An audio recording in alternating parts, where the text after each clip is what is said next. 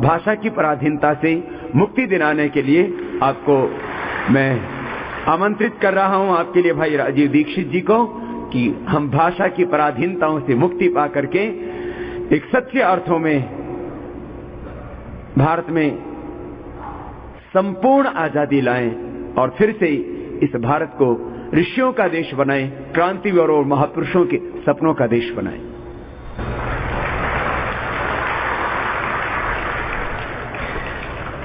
आपके सामने मुझे भाषा की पराधीनता के विषय पर बात करनी है। अपने भारत देश का आजादी के 63 साल के बाद ये सबसे बड़ा दुर्भाग्य है कि भाषा के स्तर पर अभी तक हम स्वतंत्र नहीं हो पाए, स्वाधीन नहीं हो पाए। भाषा के स्तर पर अभी भी हमारे देश में बहुत गहरी गुलामी है और दुर्भाग्य हमारे देश का ये है कि आजादी के पहले ये भाषा की गुलामी जितनी थी, आजादी के 63 साल के बाद ये भाषा की गुलामी और अधिक बढ़ गई है और अधिक गहरी हो गई है। भारत देश अंग्रेजों की गुलामी से तो आजाद हो गया है, लेकिन अंग्रेजियत की गुलामी, भाषा की गुलामी अभी भी इस देश में बरकरार है। मुझे ये कहते हुए बहुत दुख होता है, अफसोस होता है कि दुनिया में बहुत सारे देश अलग अलग समय पर गुलाम हुए हैं। दुनिया में कुल 200 देश हैं, इनमें से 71 देशों का इतिहास ऐसा है जो अलग अलग समय पर गुलाम हुए हैं और गुलामी के लंबे दौर को उन्होंने झेला है, भोगा है। हमारे बहुत सारे पड़ोसी देश हैं। अफ्रीका काफी लंबे समय तक गुलाम रहा है, मलेशिया गुलाम रहा है, मिस्र गुलाम रहा है, इंडोनेशिया गुलाम रहा है, वर्मा गुलाम रहा है, श्रीलंका गुलाम रहा है। और अगर थोड़ा दूर में चलें तो Brazil, Mexico, Chile, Costa Rica, Colombia, Cuba जैसे देश अलग अलग समय पर गुलाम हुए हैं। जापान गुलाम हुआ है, चीन गुलाम हुआ है। दुनिया में ऐसे कुल मिलाकर 71 देश हैं जो अलग अलग समय पर किसी न किसी के गुलाम हुए हैं। कोई अंग्रेजों का गुलाम हुआ, कोई फ्रांसीसियों का गुलाम हुआ, कोई डच लोगों का गुलाम हुआ जिनको हॉलैंड निवासी कहा जाता है, कोई स्पेनिश लोगों का गुलाम हुआ, कोई पुर्तगालियों का गुलाम हुआ। अलग अलग समय पर बहुत सारे देश गुलाम हुए हैं, लेकिन गुलामी के बाद उन सभी देशों ने सबसे पहले अपनी मातृभाषा को स्थापित कराया है और सबसे पहले अपनी मातृभाषा को अपनाया है।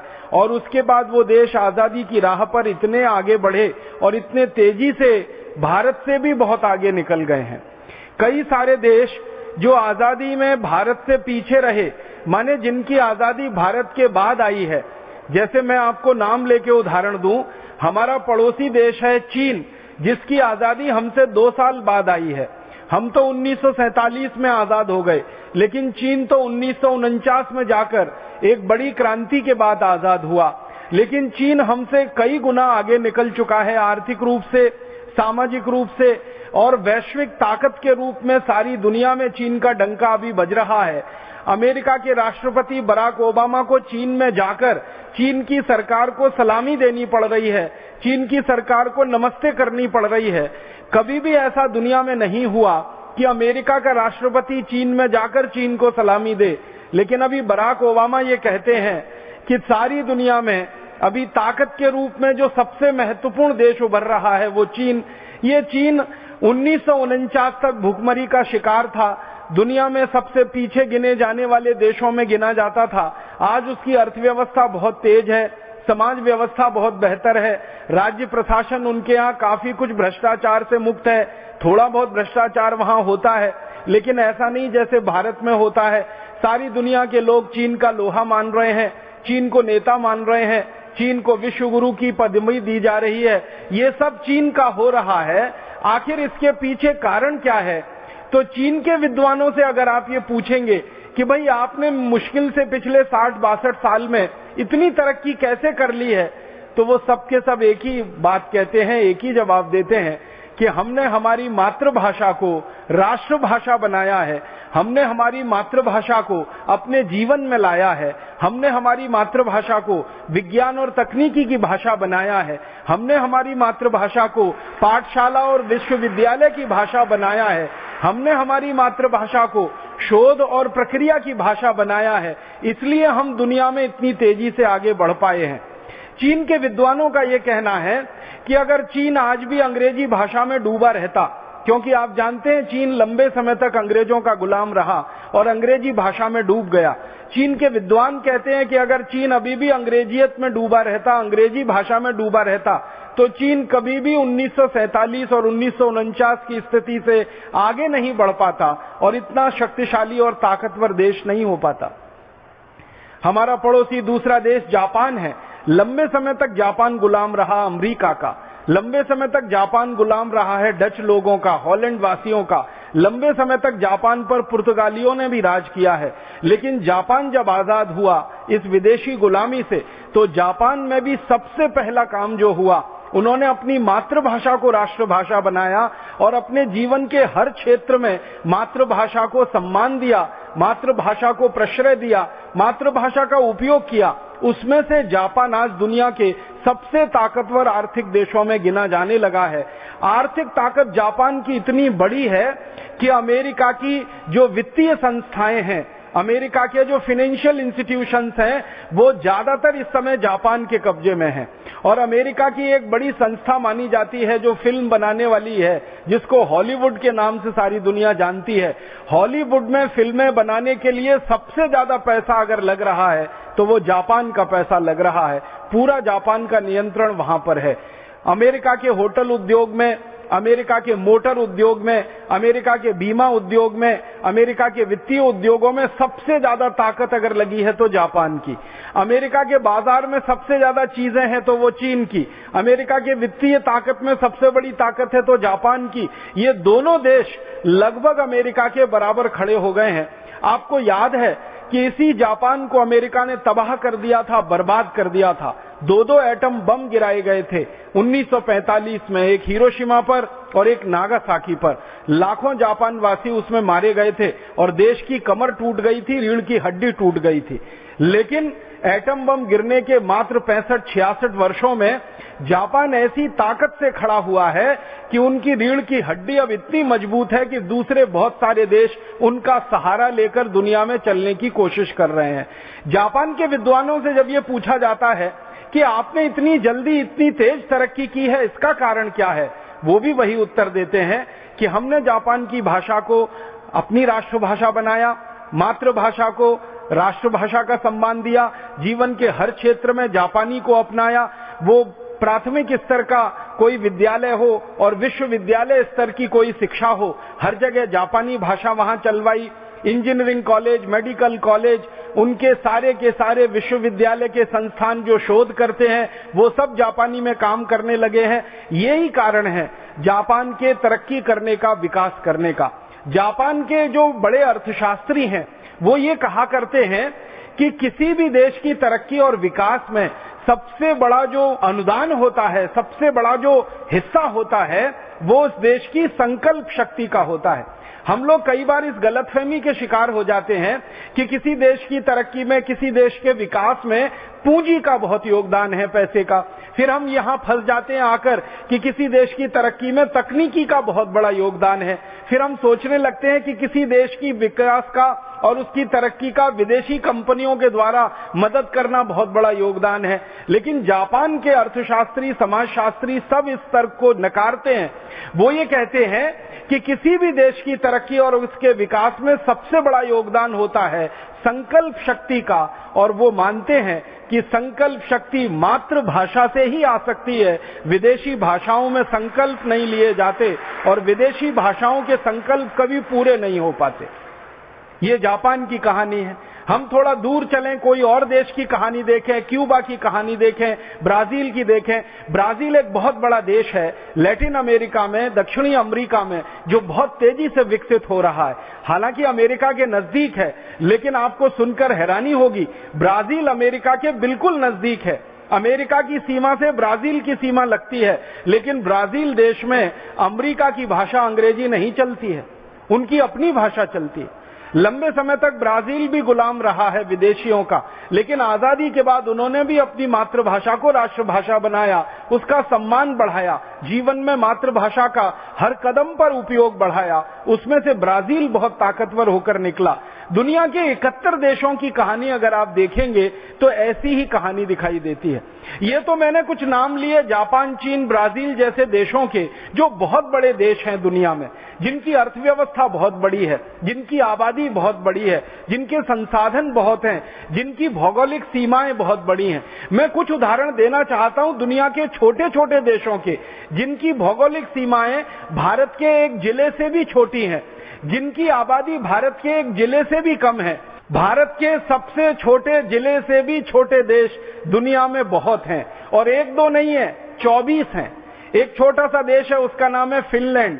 एक छोटा देश है, उसका नाम है डेनमार्क। एक छोटा सा देश है, उसका नाम है नॉर्वे। ऐसे दुनिया में 24 छोटे से देश हैं जो भारत के एक एक जिले से कम हैं, जिनकी आबादी 10 लाख, 15 लाख, 20 लाख, 22 लाख के आसपास की है। बहुत अधिक हो तो 30 लाख की आबादी है। हमारे देश में तो कई जिले 30 लाख से कई गुने बड़े हैं। दिल्ली की बात करें, दिल्ली तो अब राज्य हो गया है, लेकिन दिल्ली जैसे कई बड़े राज्यों के बराबर के जिले हैं हमारे देश में, जिनकी आबादी करोड़ों में है। लेकिन कई देश हैं जिनकी आबादी 15, 20, 22, 50 माने 30 लाख के आसपास है। उन देशों की कहानी भी अगर आप पढ़ेंगे तो उनकी कहानी भी यही है। जैसे फिनलैंड बहुत छोटा सा देश है, दुनिया के 200 देशों में सबसे छोटे देशों में उसकी गिनती होती है। मुश्किल से आबादी उनकी 30 लाख के आसपास है। इतने छोटे से देश ने एक संकल्प ले रखा है, और ये संकल्प उनका 100 साल पुराना है। 100 साल पहले फिनलैंड गुलाम हो गया था, और गुलामी के बाद उन्होंने आजादी पाई।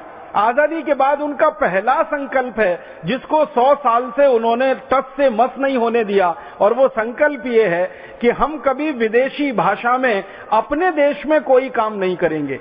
फिनलैंड की सरकार चलेगी तो फिनिश भाषा में काम करेगी। फिनलैंड के विश्वविद्यालय चलेंगे तो फिनिश भाषा में काम करेंगे।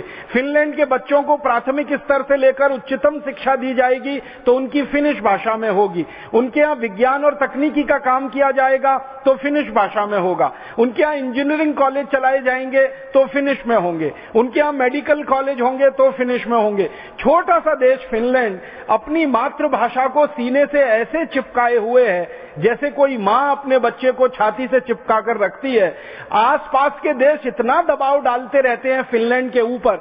अगर आप यूरोप का नक्शा देखेंगे तो फिनलैंड इंग्लैंड से बहुत ज्यादा दूर नहीं है, फिनलैंड फ्रांस से भी बहुत ज्यादा दूर नहीं है, स्पेन से भी बहुत ज्यादा दूर नहीं है, पुर्तगाल से भी ज्यादा दूर नहीं है, जर्मनी से भी ज्यादा दूर नहीं है। ये बहुत सारे बड़े देश हैं फिनलैंड के आसपास में। ये दबाव डालते रहते हैं फिनलैंड पर कि भाषा बदल दो, अंग्रेजी कर लो, भाषा के साथ साथ और भी चीजें बदल दो। लेकिन फिनलैंड के निवासी कहते हैं कि हमारी आजादी तब तक सुरक्षित है जब तक हमारी मातृभाषा सुरक्षित है।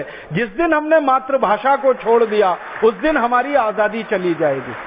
आप जरा कल्पना करिए थोड़ी देर के लिए कि 30 लाख की आबादी का छोटा सा देश जो 24-25 बड़े देशों से चारों तरफ घिरा हुआ है, जिसके पास अपनी सेना नहीं है, जिसके पास अपनी पुलिस व्यवस्था नहीं है, वो देश टिका हुआ है, अपनी आजादी को बरकरार रखे हुए है। 100 साल से उनकी आजादी बरकरार है। कोई दूसरे देश की हिम्मत नहीं है उनके देश में हस्तक्षेप करने की। तो वो कहते हैं इसका एक ही कारण है, उनकी मातृभाषा जो इस समय उनकी राष्ट्रभाषा है। फिनलैंड के बगल में और एक छोटा सा देश है डेनमार्क, बिल्कुल छोटा सा देश है। डेनमार्क की आबादी तो मुश्किल से 22 लाख के आसपास है। भारत में तो पता नहीं 22 लाख की आबादी के कितने अधिक जिले होंगे। वो डेनमार्क की मातृभाषा जो है वो डेनिश है, और उनके यहाँ सब काम डेनिश में होता है। सारी दुनिया के जो भाषा विज्ञानी हैं वो इस बात पर हैरानी व्यक्त करते हैं कि दुनिया में शब्दों की संख्या के अनुसार सबसे छोटी भाषा है तो वो डेनिश भाषा है, जिसमें सबसे कम शब्द हैं। अगर सबसे कम शब्दों वाली भाषा डेनिश है पूरी दुनिया में, लेकिन फिर भी वो डेनमार्क की राष्ट्रभाषा है। डेनमार्क के इंजीनियरिंग कॉलेज डेनिश में चलते हैं, मेडिकल कॉलेज डेनिश में चलते हैं, मैनेजमेंट के कॉलेज उनके यहाँ डेनिश में चलते हैं। और डेनमार्क के निवासियों को ये बात कहते हुए बड़ी गर्व है कि भले हमारी मातृभाषा दुनिया में सबसे कम शब्दों वाली भाषा हो, लेकिन वो हमारी मातृभाषा है और उस पर हम कोई समझौता नहीं कर सकते। जैसे हम लोग कई बार आपस में बात करते हैं ना, भले हमारी माँ दूसरे की माँ से कम सुंदर हो, लेकिन वो हमारी माँ है और माँ जो है ना वो समझौते के लायक नहीं होती है। ऐसे ही डेनमार्क के निवासी इस गौरव से बात को कहते हैं, हमारी भाषा सबसे छोटी है तो क्या हुआ, हमारा देश सबसे छोटा है तो क्या हुआ, हमारा देश दुश्मनों से घिरा हुआ है तो क्या हुआ, लेकिन हमने मातृभाषा को राष्ट्रभाषा बना रखा है। और डेनमार्क के निवासियों के मन में इतना आत्मविश्वास है, वो ये कहते हैं कि जब तक हमारी मातृभाषा को हम सीने से चिपकाए रहेंगे, राष्ट्रभाषा बनाए रहेंगे, तब तक हमारे देश की आजादी का कोई बाल बांका नहीं कर सकता, कोई हमारी तरफ आंख उठाकर नहीं देख सकता। ये छोटे छोटे देश, डेनमार्क है, इसी के नजदीक में और एक छोटा सा देश है, उसका नाम है स्वीडन। बहुत छोटा सा देश है। भारत की तुलना करेंगे तो स्वीडन भारत के किसी एक राज्य के आधे से भी कम में निपट जाएगा, सिमट जाएगा, इतना छोटा सा देश है। लेकिन स्वीडन के निवासी भी जब से आजाद हुए, एक समय स्वीडन भी गुलाम रहा विदेशियों का, लेकिन जब से स्वीडन आजाद हुआ उन्होंने स्वीडिश भाषा को मातृभाषा बनाया और एक बार जो बनाया उससे वो पीछे नहीं हटे हैं और लगातार सारी दुनिया में स्वीडिश भाषा की पताका वो फहराने में लगे हुए हैं। तो फिनलैंड हो, डेनमार्क हो, स्वीडन हो, इन्हीं के पड़ोस में और एक बिल्कुल छोटा सा देश है, उसका नाम है नॉर्वे। नॉर्वे भी एक समय गुलाम हुआ था, 100 साल पहले लगभग वो भी आजाद हो गया। लेकिन नॉर्वे के लोगों ने आजादी के बाद जो सबसे पहला काम किया वो वही कि उनकी मातृभाषा को राष्ट्रभाषा बनाया। आज नॉर्वे की राष्ट्रभाषा नॉर्वेजियन है और सारी इंजीनियरिंग की पढ़ाई, मेडिकल की पढ़ाई, मैनेजमेंट की पढ़ाई, बचपन से लेकर आखिरी कक्षा तक की उच्चतम पढ़ाई, सब कुछ नॉर्वेजियन में होता है। तो दुनिया के छोटे छोटे देशों के उदाहरण ले लें या दुनिया के बड़े बड़े देशों के उदाहरण ले लें, सभी उदाहरणों से एक बात स्पष्ट होती है, वो ये कि जिस देश ने भी मातृभाषा को राष्ट्रभाषा बनाया वो देश दुनिया में गर्व के साथ, सम्मान के साथ खड़ा है, भले वो छोटा हो या बड़ा हो। अर्थव्यवस्था में कोई देश बहुत छोटा हो सकता है, अर्थव्यवस्था में कोई दूसरा देश बहुत बड़ा हो सकता है, आबादी के हिसाब से कोई देश छोटा हो सकता है, आबादी के हिसाब से कोई देश बड़ा हो सकता है, भूगोल की सीमाओं के अनुसार कोई देश बहुत छोटा है, कोई देश बहुत बड़ा है। ये सब प्रश्न बाहर हो जाते हैं जब मूल प्रश्न उनके यहाँ मातृभाषा और राष्ट्रभाषा का आता है। इन सभी देशों में एक बात जो मैं देखता हूं समान है, वो ये कि ये देश कई मामलों में भिन्न भिन्न हैं, लेकिन एक मामले में एक जैसे हैं कि इन सब देशों ने मातृभाषा को राष्ट्रभाषा बनाया, जीवन का अंग बनाया, उसको आगे बढ़ाया, लगातार बढ़ा रहे हैं और गर्व और सम्मान के साथ संयुक्त राष्ट्र महासभा में एक सम्मानित स्वतंत्र देश की हैसियत पा रहे हैं। मैं अपने देश भारत की बात करता हूं। अपने देश भारत का सबसे बड़ा दुख और दुर्भाग्य ये है कि दुनिया में आबादी के अनुसार सबसे बड़ा दूसरा देश, चीन पहला देश जिसकी आबादी 140 करोड़, भारत दूसरा देश जिसकी आबादी इस समय लगभग 119 करोड़। तो दुनिया में आबादी के बाद सबसे बड़ा दूसरा देश, दुनिया में प्राकृतिक संसाधनों में सबसे बड़ा देश। जितने प्राकृतिक संसाधन भारत में हैं वो चीन में भी नहीं है, अमेरिका में भी नहीं है, यूरोप के देशों में नहीं। प्राकृतिक संसाधनों में सबसे बड़ा देश, दुनिया में सबसे ज्यादा डॉक्टरों वाला देश, सबसे ज्यादा चिकित्सक अगर पूरी दुनिया में है तो भारत में, सबसे ज्यादा इंजीनियरों का देश अगर दुनिया में है तो वो भारत है, सबसे ज्यादा वैज्ञानिकों का देश अगर दुनिया में है तो भारत है, सबसे बड़े किसानों का देश दुनिया में अगर कोई है तो वो भारत है, सबसे ज्यादा कुशल मजदूरों वाला देश दुनिया में अगर कोई है तो वो भारत है। माने कई मामलों में भारत दुनिया में नंबर 1 पर है, एक दो मामले में नंबर 2 पर है, लेकिन मातृभाषा को राष्ट्रभाषा बनाने में ये देश दुनिया का सबसे फिसड्डी देश है, सबसे आखिरी पायदान पर खड़ा हुआ देश है। हमसे पहले और हमसे बाद जो भी देश आजाद हुए वो सबने मातृभाषा को राष्ट्रभाषा बना लिया। अपना देश आजादी के 63 साल के बाद भी इंतजार कर रहा है कि कब भारत की मातृभाषा भारत की राष्ट्रभाषा बने और कब इस देश का विकास तेजी से हो और इस देश के विकास के रास्ते दूसरों के लिए खुले। भारत अभी भी हिंदी को राष्ट्रभाषा नहीं बना पाया। जो भारत की 22 भाषाएं संविधान ने स्वीकृत की हैं, इनमें से किसी को भी राष्ट्रभाषा नहीं बना पाया। मैं तो कई बार यहां तक कहता हूं कि अंग्रेजी को हटाओ, हिंदी को ला सकते हो तो लाओ, नहीं ला सकते हो तो संस्कृत को राष्ट्रभाषा बना लो, सारे झगड़े भारत के खत्म हो जाएं। काफी लंबे समय तक इस देश में संस्कृत राष्ट्रभाषा रही है, और जब तक इस देश की राष्ट्रभाषा संस्कृत रही है, आप माने या न माने, ये देश दुनिया में सोने की चिड़िया रहा है और सबसे ऊंचे पायदान पर खड़ा रहा है। हमारे देश में सुवर्ण युग माना जाता है, सोने का युग माना जाता है। भारत का सबसे अच्छा समय, किसी भी इतिहासकार को पूछो, भारत का अध्ययन करने वाले भारतीय इतिहासकार से पूछो या भारत का अध्ययन करने वाले विदेशी इतिहासकारों से पूछो कि भारत का सोने का युग कब था, भारत सबसे अच्छा कब था, तो वो कहते हैं महर्षि चाणक्य के समय से लेकर 7वीं 8वीं शताब्दी तक का भारत दुनिया में सबसे ऊंचे पायदान पर खड़ा हुआ भारत था। शिक्षा में सबसे ऊंचा, व्यापार में सबसे ऊंचा, तकनीकी विज्ञान में सबसे ऊंचा, दर्शन शास्त्र के ग्रंथों के लिखे जाने में सबसे ऊंचा, ज्ञान के स्तर में सबसे ऊंचा। माने सारी दुनिया के इतिहासकार इस बात पर अब मानते हैं, अब विवाद समाप्त हो गया है कि महर्षि चाणक्य का जो समय रहा, वहां से लेकर 7वीं 8वीं शताब्दी तक भारत पूरी दुनिया में सबसे ऊंचे स्थान पर रहा है। कैसे रहा है? तो उसका सबसे बड़ा कारण है कि संस्कृत उस समय देश की राष्ट्रभाषा रही, संस्कृत उस समय देश की राज्य भाषा रही, संस्कृत इस देश के लोगों के पढ़ने पढ़ाने की भाषा रही, संस्कृत इस देश में बोलने चालने की भाषा रही, संस्कृत इस देश में हर काम की भाषा रही है। विज्ञान की, तकनीकी की, विश्वविद्यालय की पढ़ाई के लिए, चिकित्सा के लिए, सर्जरी के लिए, सब तरह के काम के लिए संस्कृत को हमारे यहाँ माध्यम बनाया गया और संस्कृत के माध्यम से इसको आगे बढ़ाया गया। तो जब तक संस्कृत इस देश की राष्ट्रभाषा, राज्य भाषा रही, तब तक भारत दुनिया में सिरमौर रहा, सबसे ऊंचा रहा। लेकिन जैसे जैसे भारत में संस्कृत का पराभव हुआ, जैसे जैसे संस्कृत की ऊंचाई कम होना शुरू हुई, संस्कृत का पतन शुरू हुआ, भारत का भी पराभव शुरू हुआ और भारत का भी पतन शुरू हुआ। ये कुछ संयोग नहीं है, इस पर गंभीर शोध करने की जरूरत है कि संस्कृत का पतन जैसे ही इस देश में शुरू हुआ, वैसे ही विदेशियों के आक्रमण भी शुरू हो गए इस देश में।